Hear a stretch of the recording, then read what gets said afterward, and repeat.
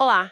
Hoje vamos mergulhar num tema chave: orçamento e financiamento das políticas sociais aqui no Brasil. A gente está se baseando em uns materiais bem legais de um curso da ENAP, sabe? Slides, resumo, plano de ensino, tudo preparado para o pessoal que vai ser analista técnico de políticas sociais, os ATPS. A ideia é extrair o essencial desses documentos, né? O que realmente importa para quem vai, enfim, formular, implementar, supervisionar essas políticas. Vamos lá desempacotar isso? Com certeza. Olha, olhando esse material, a primeira coisa que salta aos olhos é a natureza dupla do orçamento público. Ele não é só aquela coisa técnica, sabe? De estimar receita, fixar despesa. É, e talvez principalmente, um instrumento político. Reflete muitos conflitos da sociedade sobre para onde vai o dinheiro, né? Quem leva o quê? Hum, Interessante essa visão do orçamento como uma arena política mesmo. Mas na prática, para o ATPS lá na ponta, como essa disputa por recurso, como ela afeta o trabalho? Afeta demais. Porque a decisão de onde colocar o dinheiro mostra as prioridades, né? Mostra quem tem mais força naquele momento. E isso conecta com o segundo ponto importante, a evolução e a complexidade disso tudo. A gente saiu de um modelo lá de 1843, que era basicamente uma lista meio solta, para algo bem mais sofisticado hoje, como o orçamento-programa. As classificações atuais, institucional, funcional, programática, econômica, nossa, são complexas, mas são elas que permitem planejar e controlar de verdade. Entendo a necessidade do controle, claro. Mas essa complexidade toda não acaba virando uma barreira para o próprio analista entender e conseguir, sei lá, mexer nisso no dia a dia? Pode ser um desafio, sim. Por isso essa formação é tão importante. E aí a gente chega no terceiro ponto, o sistema orçamentário brasileiro. Ele é um ciclo, né? Tudo integrado. Começa com o Plano Plurianual, o PPA, que olha para o médio prazo, para as grandes metas. Depois vem a Lei de Diretrizes Orçamentárias, a LDO, que dá o norte para o orçamento do ano seguinte. E, finalmente, a Lei Orçamentária Anual, a LUA, que detalha mesmo a receita e a despesa daquele ano. E tudo isso funciona com base em princípios, sabe? Unidade, universalidade, anualidade, transparência, especialização, equilíbrio e aquele princípio da não afetação, que diz que imposto não devia ter carimbo. Mas, claro, tem exceções importantes aí. Falando nessas exceções da não afetação, como elas e os outros princípios garantem ou deveriam garantir o financiamento específico das políticas sociais? Tem alguma segurança aí? Exato, essa é a chave. E é o nosso quarto ponto central, o financiamento setorial.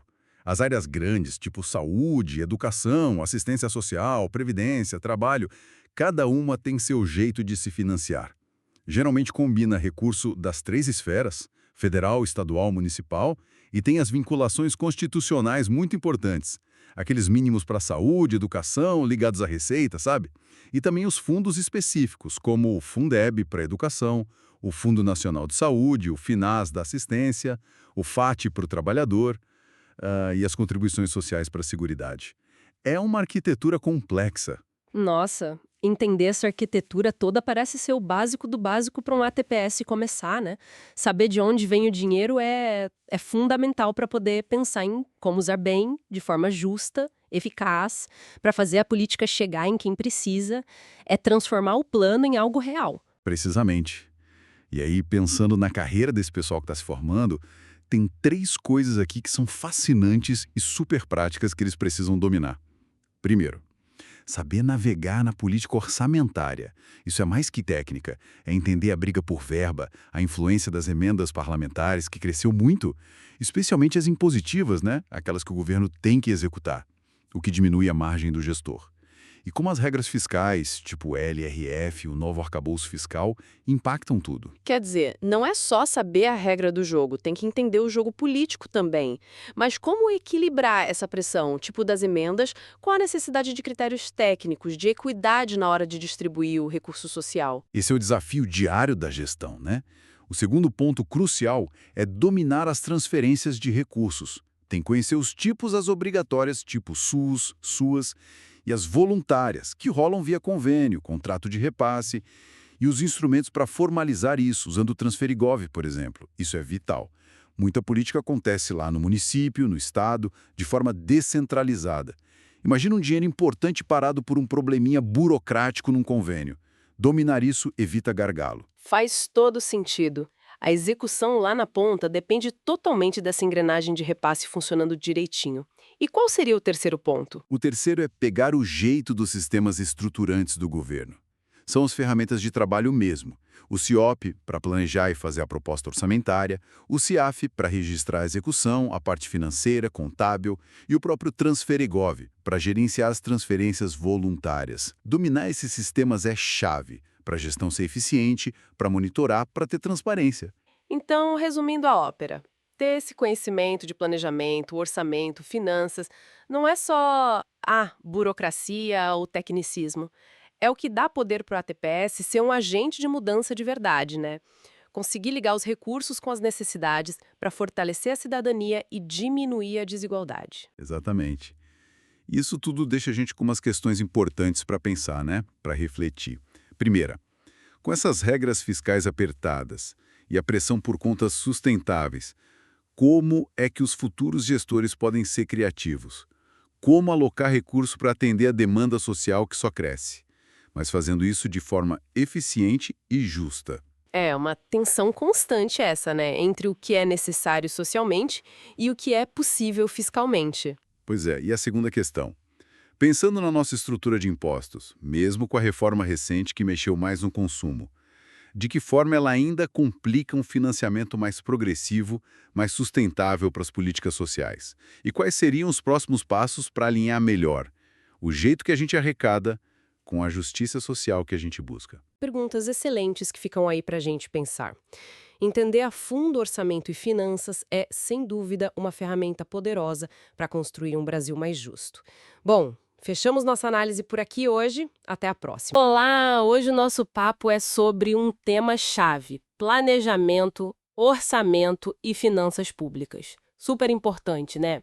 Especialmente para quem está de olho na carreira de analista técnico de políticas sociais, os ATPS. A gente vai se basear em alguns materiais, como o documento Planejamento e Orçamento. A ideia aqui é, ir um pouco além dos números frios, sabe? Tentar entender o orçamento como ele é de verdade. Uma ferramenta para planejar, claro, mas também um palco onde as escolhas e até as disputas da sociedade aparecem. Bom, vamos começar a abrir essa caixa. Com certeza. Olha, entender essa lógica do orçamento é fundamental para tirar as políticas sociais do papel, para fazer acontecer lá na ponta para as pessoas. E essa lógica, ela mudou bastante, viu? Se a gente pensa num orçamento antigo, lá do século XIX, tipo um de 1843, que os materiais até citam, era quase uma lista de compras, né?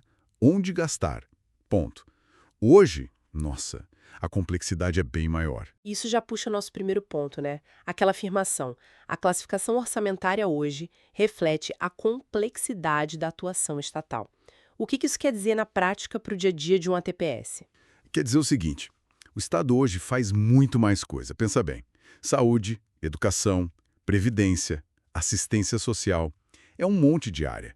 Então, para organizar o dinheiro para tudo isso, para poder planejar direito, controlar, para ter transparência, a forma de classificar o gasto tem que ser mais sofisticada.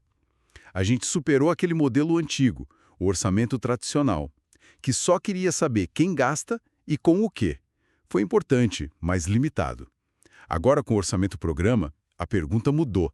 A pergunta central é: para que se gasta? Isso é crucial. Ah, entendi. Então conecta o dinheiro com um objetivo, uma meta. Exatamente. Conecta o dinheiro com programas, ações, metas, e isso acontece naquele ciclo que a gente conhece, o PPA, né? O Plano Plurianual, a LDO, Lei de Diretrizes Orçamentárias, e a LOA, que é o orçamento de cada ano. E aí entra o MTO, o Manual Técnico de Orçamento. Ele é tipo um guia essencial, sabe? Padroniza como classificar cada despesa, por função, por programa. Isso cria uma linguagem comum para todo mundo poder acompanhar, monitorar a execução. Para o ATPS, isso é ferramenta de trabalho diária. Faz todo sentido essa estrutura mais robusta. Agora, falando em gastos. Tem um ponto que sempre gera debate, né? A tal da despesa com o pessoal. Na mídia, muitas vezes, parece o grande vilão do orçamento. Como os materiais que a gente viu abordam isso? É só um custo para cortar e pronto? Olha, os materiais convidam a gente aí um pouco mais fundo nisso aí. Essa despesa com o pessoal, na verdade, é o investimento nas pessoas.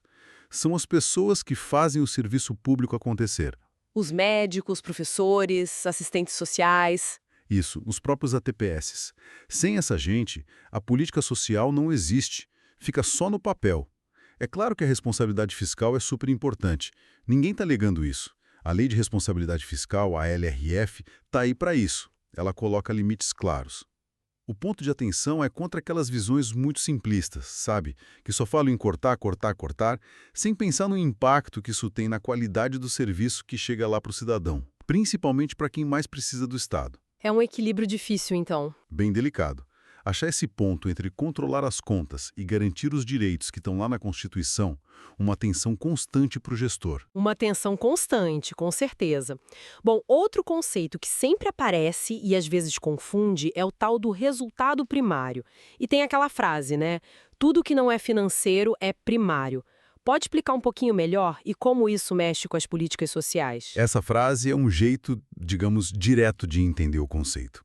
O resultado primário funciona como um termômetro da saúde fiscal do governo, mas antes dele pagar os juros e as amortizações da dívida pública.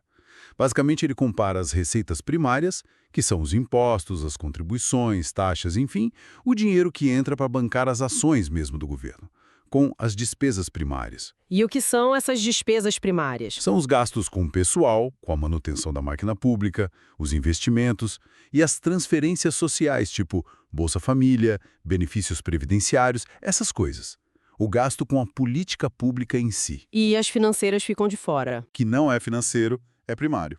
Se o resultado primário é positivo, significa que o governo arrecadou mais do que gastou nessas atividades principais dele. Gerou uma sobra que, em tese, ajuda a pagar os juros da dívida. Entendi. E o impacto nas políticas sociais? O impacto é direto. Metas de resultado primário muitas vezes acabam restringindo o espaço para gastar mais em políticas sociais, mesmo que a necessidade exista. É um desafio grande para a ATPS, na hora de planejar ou de defender mais recursos para sua área, né? Fica bem mais claro agora. E isso, tudo que a gente está falando, reconecta com aquela ideia inicial do orçamento ser também um campo de disputa, né? Como essa dimensão mais política conversa com o lado técnico de ferramenta estratégica? Conversa o tempo todo. O orçamento tem esse lado técnico forte, cheio de regras, classificações, como a gente viu. Mas ele é fundamentalmente o lugar onde as brigas políticas sobre as prioridades do país acontecem. É ali que se decide. Mais dinheiro para educação ou para defesa? Ampliar programa social ou reduzir dívida? Exatamente essas escolhas. Elas são feitas nesse processo orçamentário e refletem diferentes projetos de sociedade, diferentes interesses. Por isso, ele nunca é só contabilidade, entende?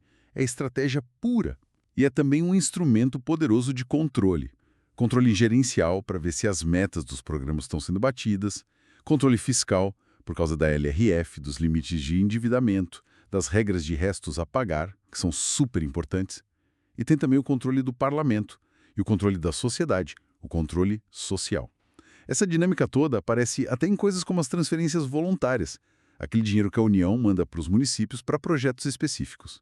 Um dos artigos que a gente leu mostra como isso exige uma capacidade técnica enorme das prefeituras para conseguir acessar e usar bem esse dinheiro. A teoria orçamentária está ali, impactando a gestão lá na ponta. Nossa, entender essa engrenagem toda é realmente, assim, vital para quem vai trabalhar com formulação, execução, avaliação de políticas sociais, como a TPS. Não tem como fugir. É essencial. E até para provocar um pouco quem está nessa jornada de preparação, eu queria deixar duas perguntas no ar, para pensarem mesmo. A primeira é: como é que a gente concilia, lá no dia a dia, na prática da gestão de uma política social específica, as exigências fiscais, as metas, os limites da LRF, com a pressão que existe e é real para ampliar os serviços, para melhorar a qualidade, para atender demandas sociais que não param de crescer? Como fazer essa mágica? Um desafio e tanto. E a segunda? A segunda é, pensando nessa complexidade toda das classificações funcional, programática, econômica e nas várias fontes de dinheiro que podem financiar um programa, tesouro, recursos vinculados, transferências de outros entes, qual seria o maior desafio prático para garantir que o dinheiro está sendo bem usado, para ter transparência de verdade E para conseguir monitorar a aplicação dos recursos num programa social específico, seja ele municipal ou estadual. Como garantir que a gente sabe mesmo para onde foi cada centavo? Excelentes perguntas. Dão o que pensar, sem dúvida. No fim das contas, né, o orçamento é muito mais que número. Ele é a tradução das escolhas e também das limitações que uma sociedade faz sobre o próprio futuro. Entender esse processo todo é, acho, um passo fundamental para quem quer participar da construção de um futuro mais justo. Olá, bem-vindos a mais uma exploração focada. Hoje a gente vai mergulhar num tema-chave, o coração financeiro das políticas sociais. Planejamento, orçamento e finanças. Essencial para quem está se preparando para a prova do eixo 3 da ENAP, né? Para a carreira de ATPS. Olha, a gente tem aqui uns materiais bem interessantes. A bibliografia básica de AFO, claro, uns documentos sobre o PPA 2024-2027 e também os fundamentos das transferências voluntárias. A missão hoje é, assim, destrinchar o essencial do PPA e dessas transferências, sabe? Tentar conectar os números com o que acontece lá na ponta, nas políticas públicas. Porque, né, como diz o mestre Paulinho da Viola, dinheiro na mão é vendaval. É vendaval, na vida de um sonhador. E para o gestor público, para o ATPS, entender como esse vendaval é planejado, é controlado, é fundamental. Então, vamos lá. Exatamente. E o ponto de partida para entender tudo isso, assim, a base legal mesmo, está lá no artigo 165 da Constituição de 88. Ah, o 165. Isso, ele que organiza o nosso sistema orçamentário. Define que o executivo prepara os planos, né? O PPA, LDO, a LOA, e o legislativo vai lá, analisa e aprova. É o alicerce que, em tese, transforma as prioridades do governo em ações com dinheiro garantido. Entendido. Então vamos focar um pouco no PPA. Com base nos documentos que a gente tem, tipo A Reconstrução do Planejamento Nacional, o PPA 2024-2027 parece que trouxe umas novidades, né? Trouxe sim. Ele tentou, pelo menos na proposta, reforçar a participação social. Usaram aquela plataforma, o Brasil Participativo. E também incorporou de forma mais explícita umas agendas que chamam de transversais, sabe? Tipo mulheres, igualdade racial, povos indígenas, crianças e adolescentes, meio ambiente. Ele tenta dar o rumo para os próximos 4 anos. Definir as metas grandes, os programas que continuam. A função principal do PPA, pensando num orçamento que olha para resultado, é essa: definir o planejamento de médio prazo, a estrutura dos programas, o que se espera alcançar e como medir isso. E aí que entra o ATPS de forma crucial. O papel dele é justamente esse: conectar essas metas, esses objetivos estratégicos, com os números do orçamento, com os dados fiscais. É, como um dos textos fala, contar a história por trás dos números. Entendi. É fazer a tradução, né? Exato. E um desafio que sempre existiu e que esse PPA tenta endereçar é como garantir que o PPA realmente converse com a LDO e, principalmente, com a LUA de cada ano. Muitas vezes, pressões políticas do momento ou dificuldades técnicas mesmo, tipo estimar custo para vários anos, acabam enfraquecendo essa ligação, né? Faz sentido. E mudando um pouco de foco, mas ainda dentro do dinheiro. E as transferências de recursos? Os materiais falam bastante das voluntárias. O que são elas, assim, na essência? Bom, as transferências voluntárias são aqueles repasses de dinheiro da União, para os estados, municípios ou até para a ONG, sabe? Mas que não vêm de uma obrigação direta da Constituição ou de uma lei específica. Ah, então é diferente do FEP, FPM, Fundeb, essas coisas. Isso, totalmente diferente. Essas que você citou são obrigatórias, constitucionais. O dinheiro vai quase que automaticamente. Já as voluntárias, elas dependem, de um interesse dos dois lados, da União e de quem vai receber. Precisa ter um acordo. Um acordo formalizado. Sim, formalizado por instrumentos específicos.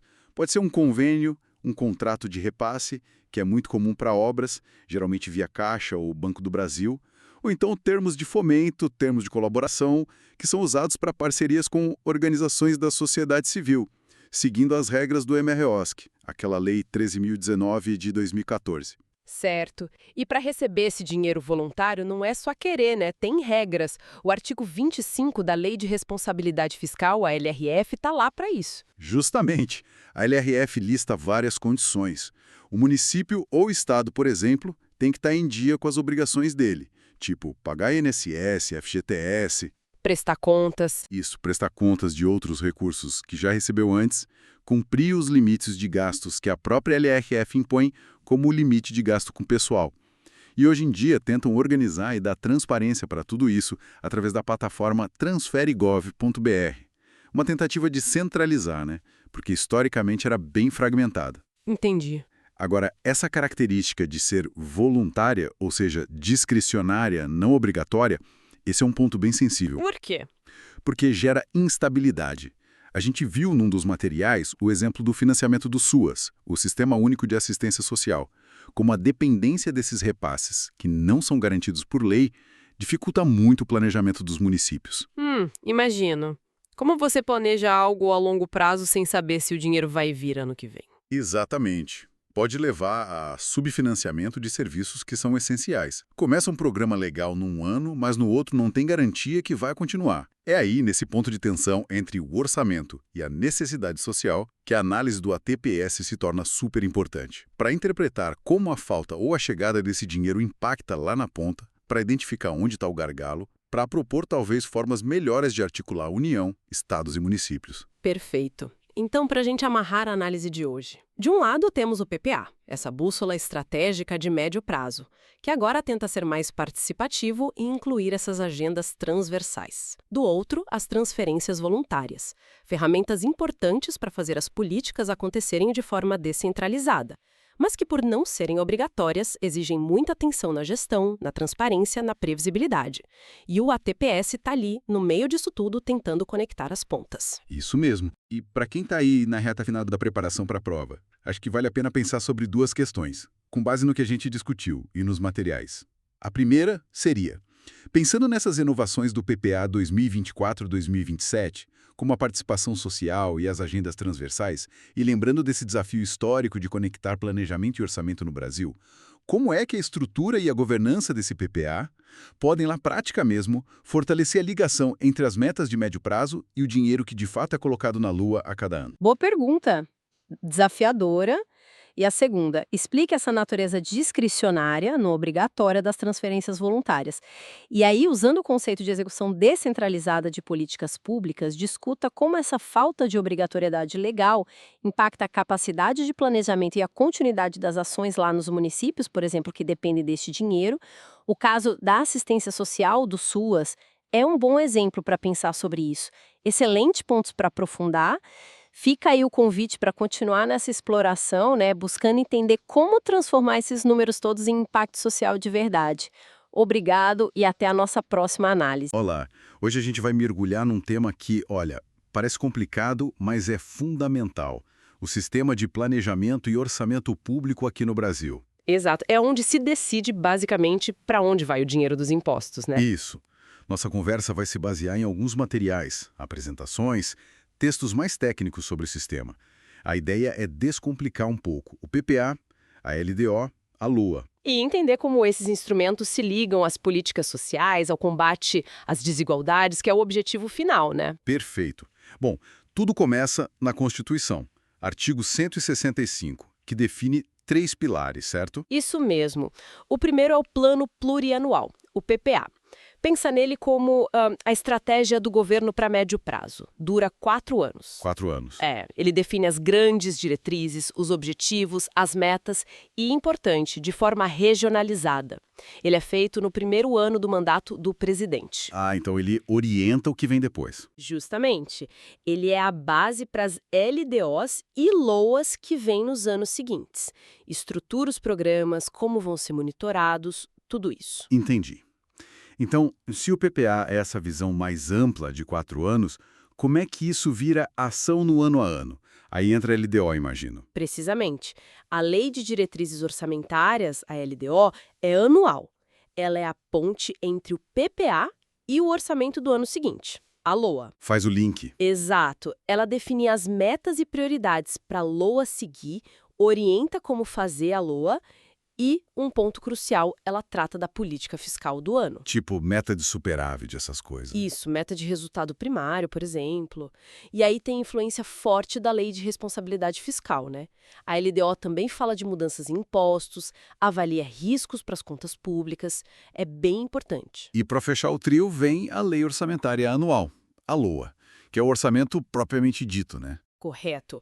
A LOA é que vai estimar quanto o governo espera arrecadar, as receitas, e fixar onde o dinheiro vai ser gasto, as despesas, no ano seguinte. E ela detalha bem isso. Sim, ela se divide em 3 partes. O orçamento fiscal, que é o dos poderes dos órgãos públicos, depois o da Seguridade Social, saúde, previdência, assistência. E onde está muito do gasto social. Exatamente.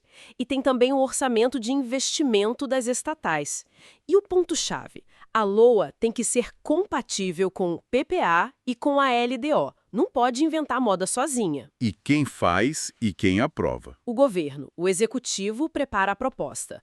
Geralmente o Ministério do Planejamento e Orçamento, junto com a Fazenda. Mas quem bate o martelo é o Congresso Nacional. Eles discutem, podem mudar e aprovam. Entendi. E esse processo todo, esse ciclo elaborar, aprovar, executar, controlar, como ele lida com, sei lá, imprevistos, crise econômica, pandemia? Dá para planejar assim? Olha, é um desafio enorme, totalmente. Como dizia um planejador, o Carlos Matos, governar é sempre um misto de cálculo e aposta. Tem muita coisa que a gente não controla. Faz sentido. Mas o planejamento serve justamente para organizar as variáveis que estão sob controle, para dar uma direção, sabe?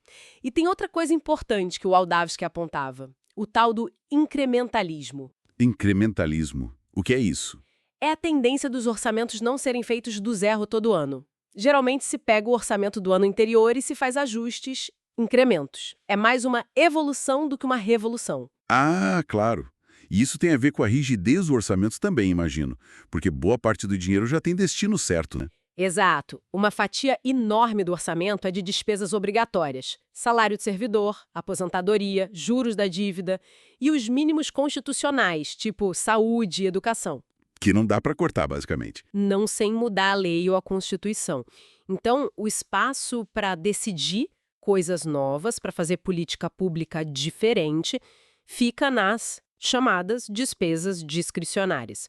E esse espaço, geralmente, é menor e muito disputado. E aí, nesse espaço disputado, que entram as famosas emendas parlamentares, né? Perfeitamente. As emendas são isso.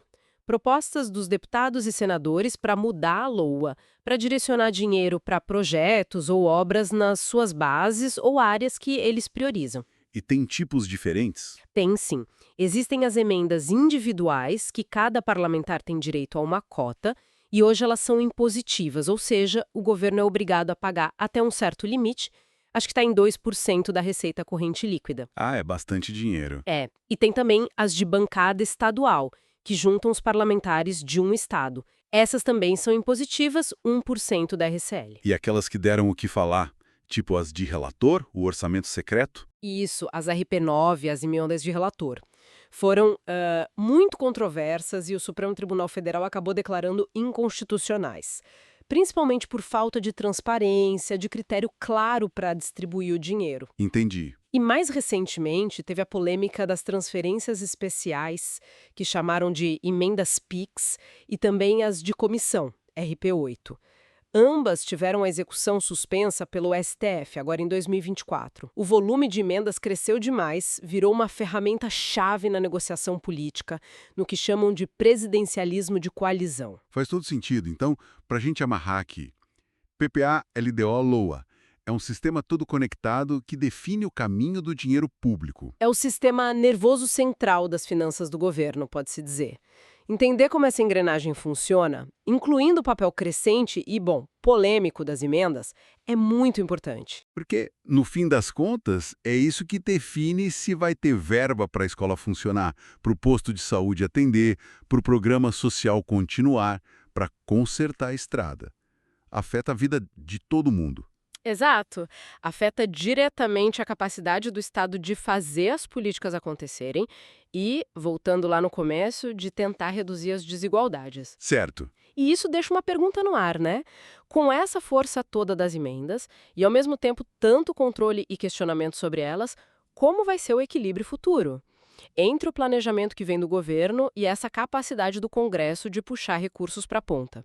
E como essa tensão toda pode impactar as políticas de longo prazo no Brasil. Fica aí para a gente pensar.